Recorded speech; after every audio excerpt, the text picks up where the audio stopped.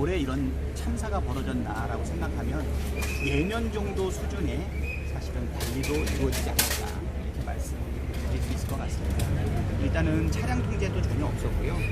그 다음에 소통을 원활하게 하기 위한 폴리스 라인이라든가 일방 통행도 전혀 없었다.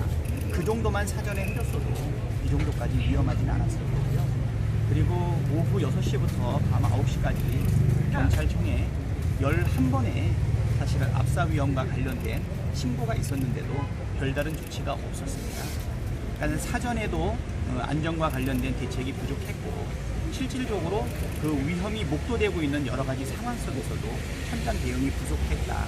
그래서 이것은 정말 피할 수 있는, 완벽하게 피할 수 있었던 부분이다. 그래서 이것은 인재고 사회적 참사다. 이렇게 보입니다. What needs to happen now? Who needs to take responsibility? 이건 누구의 책임인가요? 그 다음에 일어날 일들은 어떻게 될 건가요? 이거는 사회적 참사이기 때문에 피할 수 있었던 인재이기 때문에 분명히 책임 있는 사람이 있을 거고요. 이 부분은 진상조사단을 통해서 공식적인 의견을 말씀드리도록 하겠습니다. 아직 애도 기간이 다 지나지는 않았지만 이 부분에 대한 원인 규명과 국민들의 분노 그리고 상식적으로 이해할 수 없는 부분들에 대한 개명은 반드시 필요하다 이렇게 생각이 됩니다. 근데 이런 경우에 대부분 경찰이나 소방이 함께 따로 움직이지 않습니까? 예를 들어 경찰이 112 신고가 9시경에 들어왔는데도 불구하고 소방이 10시 반에 움직였다면 경찰과 소방이 공동 대응해야 될 필요성에 대한 거 다시 한번 제기돼야 하지 않습니까? 예, 그 부분에 대해서도 사실은 의혹이 있습니다. 아까 소방서장한테 6시부터 9시까지 11번의 신고가 들어왔는데 그러면 소방서에 접수된 건 언제냐라고 했을 때 지금 반복적으로 저녁 10시 15분에 네. 첫 번째 신고를 받았다라고 네. 이야기를 하거든요.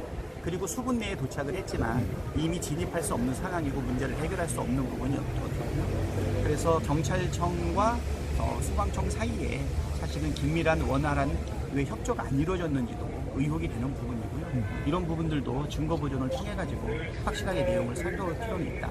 그리고 또 이러한 급박한 상황에 대해서 현장에 있던 경찰들도 분명히 본부와 무선 통신을 했을 텐데 무선 통신의 내용에는 어떤 것들이 있는지도 살펴봐야 되지 않을까 싶고요.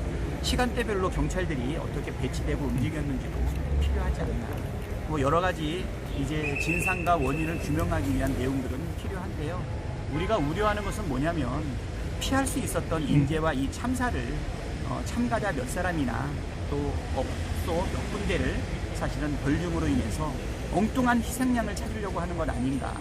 이 참사의 근본적인 원인이 무엇인지를 먼저 밝히는 것이 꼭 필요하다 이렇게 생각합니다. 국민의 생명과 안전을 지키는 것은 국가의 제일 되는 책무다. 그 부분은 매뉴얼에 있거나 법에 있는 것이 아니다.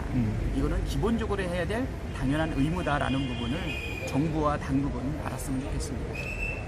그 끝으로 하나만 여쭙겠습니다. 그럼 경찰이 만약에 9시경에 대응을 했다면 충분히 어느 정도 대처할 수 있었을 거라고 생각하시는 건가요?